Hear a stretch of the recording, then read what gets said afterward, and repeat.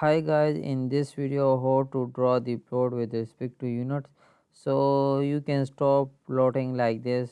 You can go to draw and select this one and you can draw like this. So you stop this, you can do like me, equal rept bracket, and you can write this like and select this cell and bracket close and enter and go to home, and here we can select any of this.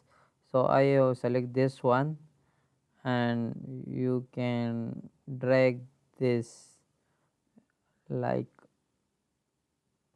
this. So this is the best way to draw the plot with respect to units.